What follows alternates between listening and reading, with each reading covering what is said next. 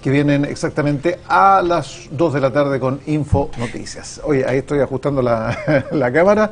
Le voy a preguntar al tiro, ¿cómo está, amigo mío, don Francisco Álvarez? Hola Jorge, ¿cómo estás? Muchas gracias por la invitación. Bueno, la verdad es que estoy bastante preocupado por la situación sanitaria que estamos viviendo. Oye, ¿y la desgracia qué pasó? Mira, la verdad es que a mí me llegó muy de cerca la situación. El concejal Marco Antonio González de Algarrobo está ayudando a la familia. Me llamó, bueno, antes de ayer para ver cómo podíamos ayudar, trasladar lo más rápido posible a esta menor. En este caso, desde el punto de vista de la gestión, o sea, desde el punto de vista en la situación de las camas de la movilización, claramente el Hospital Cledo Vicuña no tiene las condiciones para tener una UCI pediátrica, ¿sí? Tiene la posibilidad de tener ventilador, pero claramente esa menor había que trasladarla rápidamente al centro que tuviera camas disponibles lo más pronto posible, después de todas las gestiones que se hicieron, ¿cierto? Porque hubo que hacer varias cosas para poder hacerlo, ¿cierto? Hasta presión política de entre medio. Ya se tenía la cama lista en Arica, la ambulancia lista, el avión listo, y lamentablemente no se pudo hacer traslado porque está lactante, y nuestras condolencias a la familia. Lamentablemente falleció, no se pudo llegar a tiempo, no se le pudo brindar la atención a tiempo, y sin duda esto refleja lo crítico que está la situación hoy en día desde el punto de vista de las camas críticas. Hoy en día en muchos centros estamos viendo cómo niños están hospitalizados en unidades de cuidado intensivo de adultos. Eso para muchos hospitales es primera vez que pasa en la vida. Entonces, la verdad es que la situación está bastante crítica. En la pandemia demostramos una capacidad instalada de muchas camas UCI. Se sabía que esto iba a pasar, pero a la larga, en el fondo, ahora, con este caso que pasó ayer, lamentablemente parece que se están poniendo las pilas en cuanto a agrandar las camas, pero lo que habíamos comentado, Jorge, hace semanas, de que acá se pudieran haber tomado medidas distintas de la prevención, y tenemos una campaña de vacunación de influenza que no han dado, ¿cierto? Porque ahora el protagonista no es el COVID, es la influenza, el virus incisional, adenovirus, otros virus. Y la medida de suspensión de clases yo creo que a esta altura ya es demasiado tardía, porque la verdad es que hoy en día hay niños que ya están contagiados, que no están presentando síntomas, y que probablemente en 2 semanas más lleguen al hospital. Qué terrible. Oye, un mensaje muy especial a la familia. ¿Qué más se puede agregar? O sea, es una desgracia. 2 meses. Y a ver, no se trata de escarbar más allá del asunto, ¿no es cierto? Porque es una desgracia. Pero, ¿qué pasó? ¿Se llegó tarde? ¿Se podría haber, de manera temprana, haber llegado al servicio de urgencia?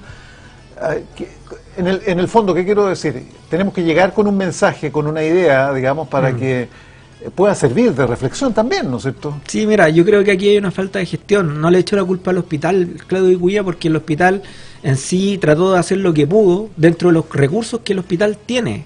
Pero aquí hay una gestión de red, hay hospitales de base, hay hospitales de alta complejidad, pero aquí hay una capacidad de UCI instalada que vimos en pandemia que no se está viendo ahora. Ahora, lamentablemente con este caso, ¿qué va a pasar? Ahora están todos preocupados de que nos faltan camas. Pero ¿por qué tienen que pasar estas desgracias para que nos coloquemos en el lugar de qué hacer? ¿Por qué?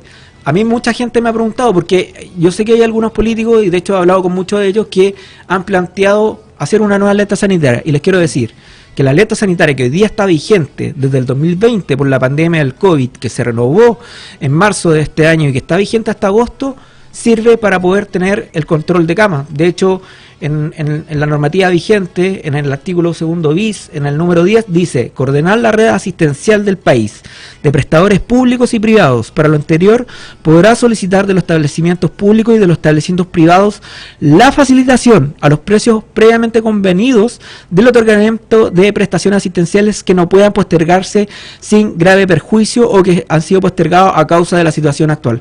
O sea, en definitiva, hay una alerta sanitaria vigente, no se ha hecho, ¿cierto?, el uso de esta alerta sanitaria tal cual como se hizo en la pandemia, y no puede ser que una niña que está gravemente tenga que viajar.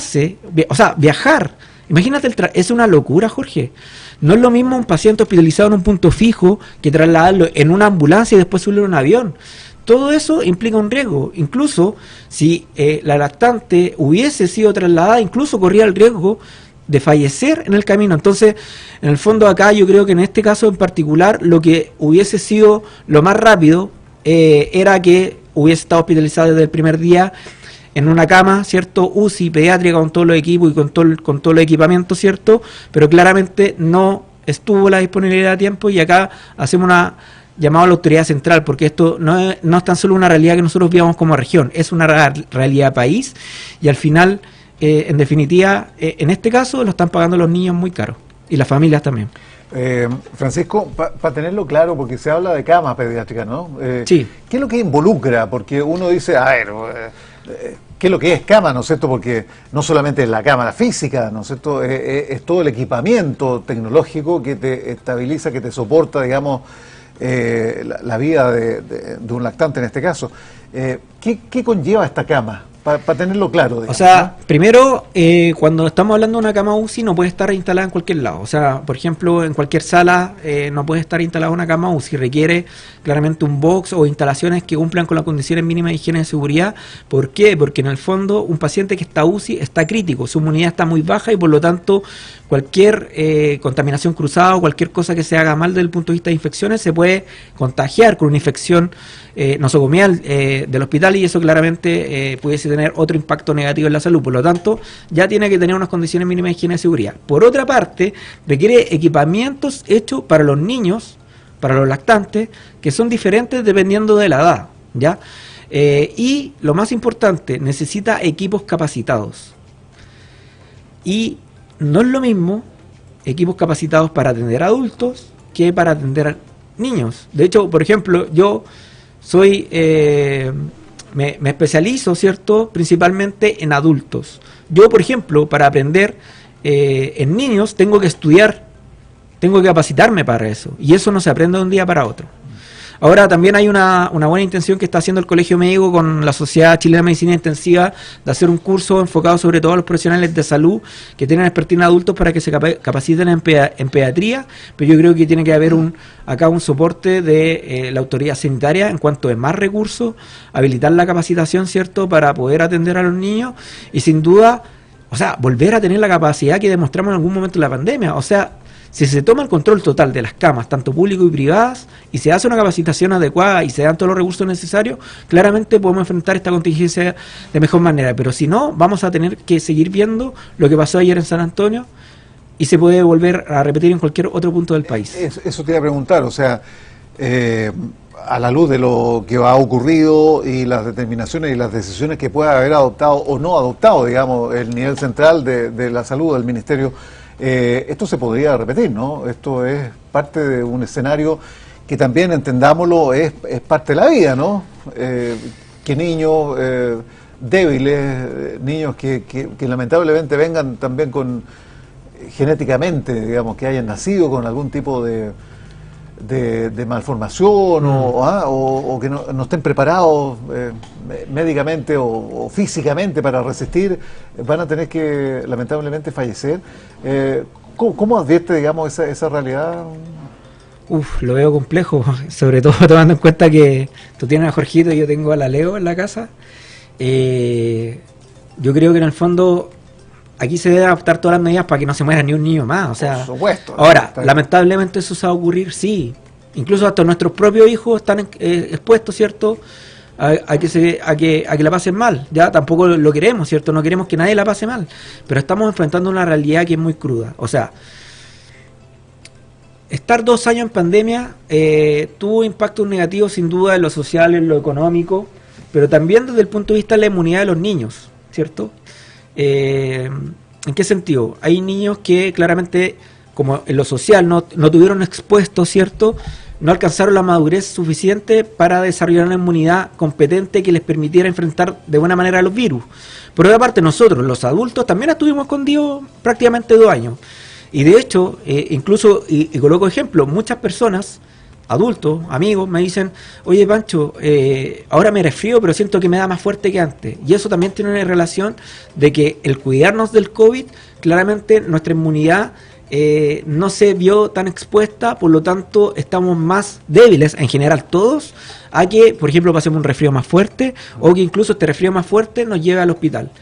Y esa es una realidad, y estamos viendo que en este caso los que más están sufriendo son los lactantes, los niños pequeños, pero también considerar de que nosotros estimábamos hace rato que entre el 15 de junio y el 15 de julio se iba a alcanzar el pic de virus respiratorio, o sea, esto ya es la próxima semana.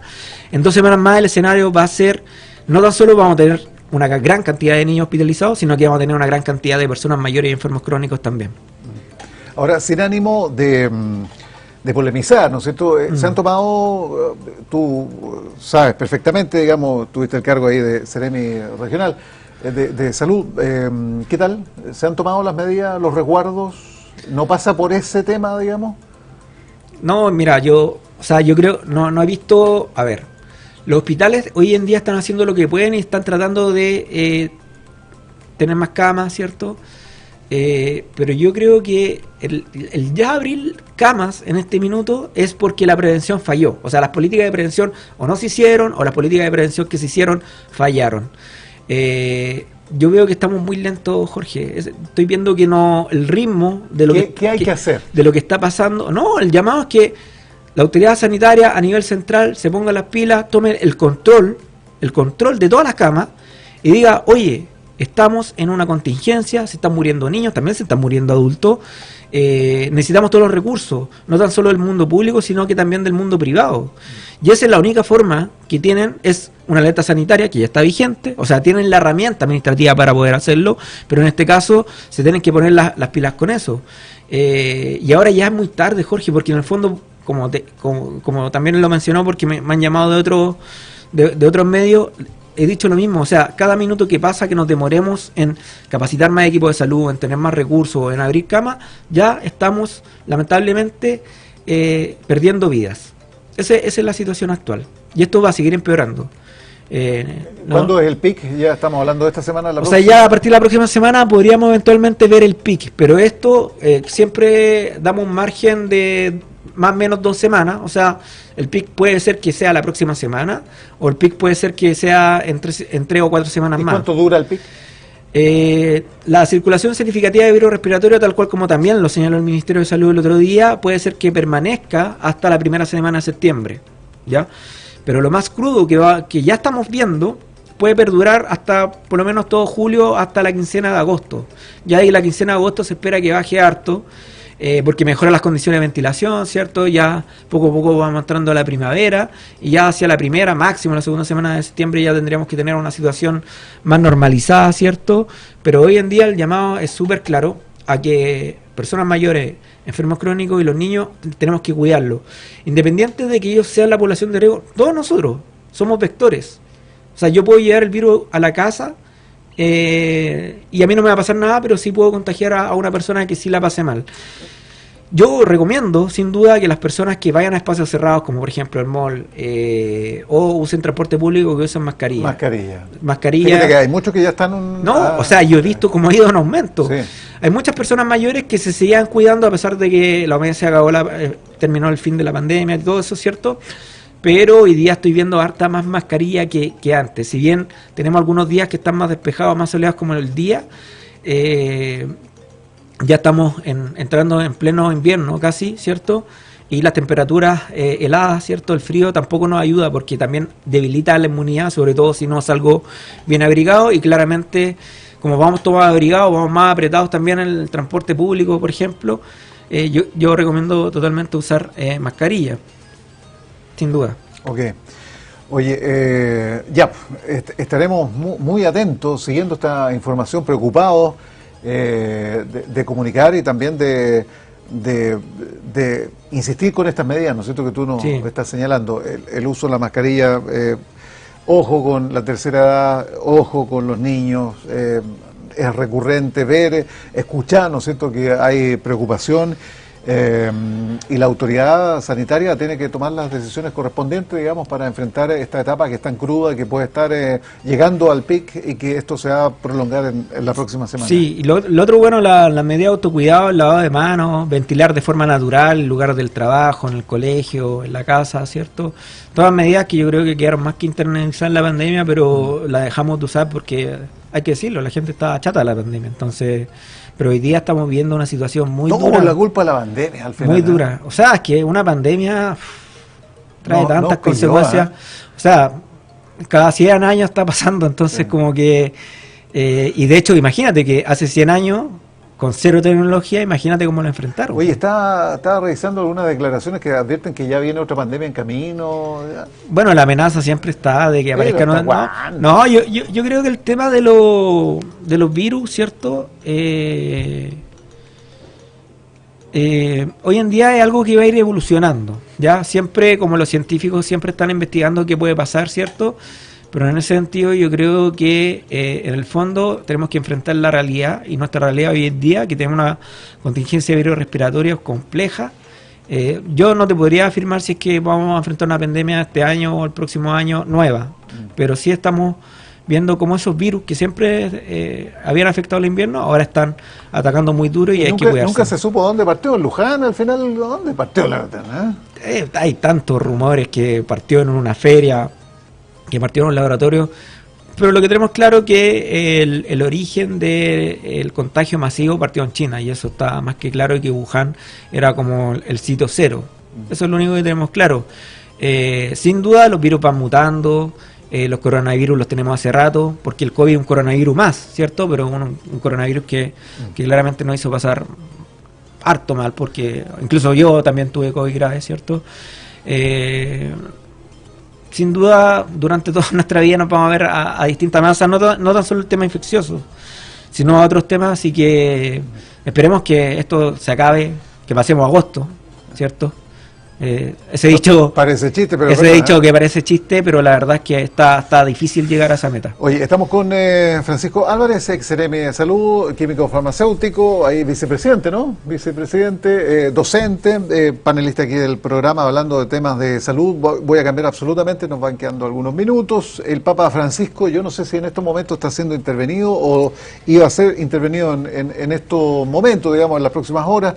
Una intervención quirúrgica abdominal, y va a permanecer hospitalizado durante varios días. Desde el Vaticano se estaba informando, y el equipo médico dice que el Santo Padre ha hecho necesaria por un tema de una hernia incisional lacerada que le está provocando síndromes suboclusivos recurrentes, dolorosos y que empeoran. Pero están preocupados por la edad, básicamente. No sé si tiene... Sí, mira, cuando hablamos de una persona mayor, sobre todo cerca de los 80 años, entre mayor edad uno tenga, es más riesgoso someterse a una cirugía, ¿ya? La cirugía que se va a someter al Papa es una cirugía mayor, por lo tanto, al ser una cirugía mayor, que es muy invasiva, ¿cierto?, corre más riesgo. De hecho, incluso en algunas personas mayores, entre los 80 y los 90 años, a veces, ¿cierto?, si no es algo urgente, incluso no se toma la decisión de operar a esas personas si tienen muchos factores de riesgo. Entonces, claramente esto es una cirugía muy delicada, y esperemos, ¿cierto?, que salga bien, ¿cierto? El Papa, al igual que todas las personas que están esperando por una cirugía, pero en el fondo, claro, entre más años uno tenga y más factores de riesgo tenga, hipertensión, diabetes, dislipidemia, etcétera, mayor riesgo de que esa cirugía tenga una menor tasa de éxito, y que incluso algunos pacientes tienen que evaluar el riesgo si operarse o no, porque incluso se podría morir en la propia cirugía por el alto riesgo que implica. Oye, y esta es una noticia de salud, pero también relacionada con la política. La parlamentaria Ana María Gasmuri asumió como nueva presidenta de la Comisión de Salud de la Cámara de Diputados. La ministra de Salud, Jimena Aguilera, destacó transversalidad de la preocupación por la salud. Ahora, es actriz, como todos sabemos, ¿no es cierto?, parlamentaria, ha sido también una conocida activista que ha liderado por más de una década la lucha por los derechos, ¿no es cierto?, de los usuarios medicinales de cannabis. ¿Qué te parece este nombramiento? ¿Qué conocimiento tienes de Ana María? Bueno, la verdad es que ella ha liderado desde el punto de vista del activismo, tal cual como tú dijiste, Jorge, respecto al tema del consumo de cannabis, pero principalmente ha potenciado el tema del uso de cannabis con fines medicinales, ¿ya? Es algo que sobre todo hay harta evidencia, sobre todo en el manejo de cuidados paliativos de pacientes con cáncer, que se ha demostrado que sí tiene una efectividad, ¿ya? Donde principalmente, bueno, ahí hay una discusión si el consumo de un té de cannabis o fumarla, ¿ya? Porque el fumarse una cannabis, ¿cierto?, implica que estoy ingiriendo un tóxico adicional y eso también tiene un impacto negativo en los pulmones, ¿ya? Pero sin duda se ha visto que como una terapia complementaria, como algo alternativo, ¿cierto?, a la medicina tradicional, ¿cierto?, con medicamentos, ha demostrado tener un efecto beneficioso en ese nicho. Así que es importante que esto se regule, sí, pero también es importante de que tampoco asimilemos que el consumo de marihuana con fines medicinales es lo mismo que consumir marihuana de forma libre. ¿En qué sentido? Porque la marihuana tiene efectos negativos y estamos viendo hoy en día como muchos jóvenes consumen marihuana como que si fuera un cigarro o cualquier cosa, ¿cierto? Y la verdad es que vemos problemas negativos no tan solo desde el punto de vista respiratorio, ¿cierto?, sino que también a nivel cognitivo. También puede generar un daño, ¿cierto?, el consumo de marihuana, sobre todo hoy día la marihuana también está modificada, Jorge, y de repente anda a saber lo que es, pues, o sea, están intervenidas genéticamente, entonces por lo tanto eso también tiene un impacto negativo. O sea, saquemos por un lado que hay cannabis que podamos usar de forma medicinal, pero otra que el consumo libre en toda la población, yo con eso no estoy de acuerdo. Oye, muy breve porque estamos en la hora. AgroSuper sacrificó una granja con 500.000 aves en Melipilla por nuevo caso de gripe aviar. ¿Sigue presente el tema? Sí, no, va a seguir presente y sin duda es algo que, bueno, lamentablemente vemos cómo tienen que sacrificar una gran cantidad de animales justamente para evitar que animales contaminados lleguen al consumo humano. Son medidas que se toman, que de repente para algunas personas pueden parecer extremas, pero se hace justamente para evitar que llegue al consumo directamente de todos nosotros. Señor, como siempre, un gusto. Cuide ahí a Leo, cariño en la casa, que esté muy bien y ojalá que todo lo que hemos conversado y el mensaje, la recomendación, la sugerencia, que utilice mascarilla al salir, no pase en vano, digamos, y que generemos esta conciencia que es la que estamos necesitando para que funcione mejor el tema. Es responsabilidad nuestra también, sí, cuidarse. Jorge, bueno, y súper corto. Hace rato que nos decían, oye, Pancho, ¿para qué estáis exagerando? ¿Te acordáis que estamos hablando, oye? Es verdad. Bueno, ahora, ¿a dónde estamos? Estamos colapsados. Está complejo el escenario, así que, por favor, cuídense. A cuidarse. Gracias. Gracias, que estén muy bien. Que estén muy bien hasta el próximo miércoles. Estamos Punto Online, conversamos la actualidad, las cosas que hay que conversarlas, las citamos aquí en el programa, en esta transmisión conjunta, en la televisión, en la radio y en las redes sociales. Pausa y estamos de vuelta.